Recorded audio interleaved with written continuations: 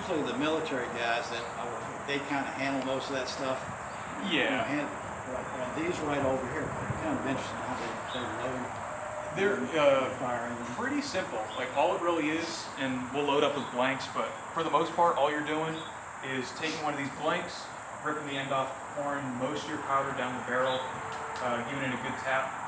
Depending on the set, sometimes they want you to like pull the ramrod out and mash it, which helps. Sometimes they get a little poopy about that because some people forget and then you have a ramrod flying out.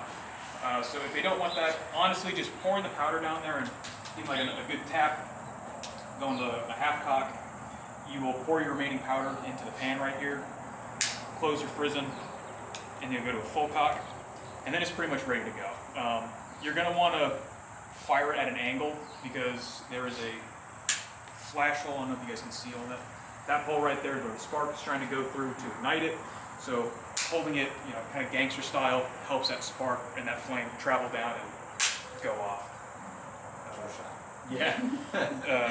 You all ever shot these before? Yeah. Not those, but like everything from here down, yes. This is new. So yeah, they're pretty straightforward.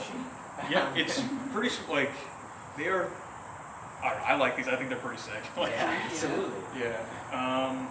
I had some downrange guys. My son was a ranger for 3 tours. Okay. And they went to 4th of July, went to the farm, and they brought all their guns. And they had barrels. They said, where'd you get all this ammunition? He said, don't worry about it. And I went over, I thought, like, that'd be kind of cool to hold one of the guns.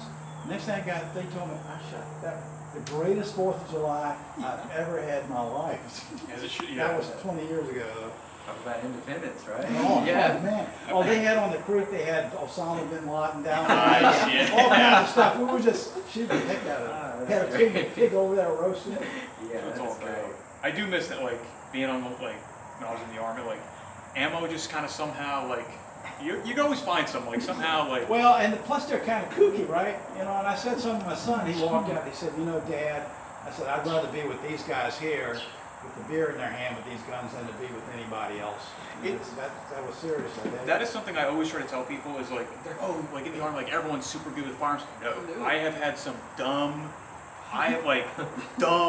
like my favorite story, my first time as a range safety officer, I'm qualifying medics on a handgun, so not very proficient and familiar with firearms. This kid, he's got a Beretta 92, so safety off, hammer back, magazine, one in the chamber, and he's, I'm like, all right, I say something to him, and he's just like, what? And he turns and like right in my face, and I'm like, I had uncles like that you didn't make a noise because they turn around and see, and they turn around with a gun. yeah, he was just like right in my face. I'm like, fuck, okay, like, okay.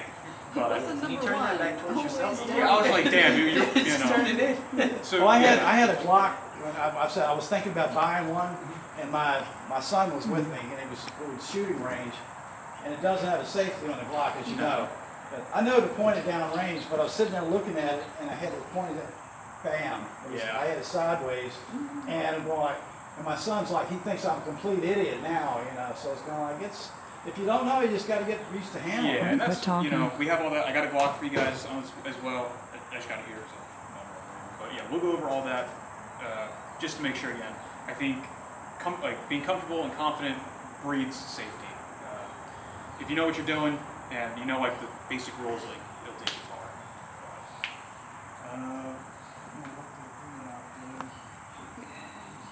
I'm gonna go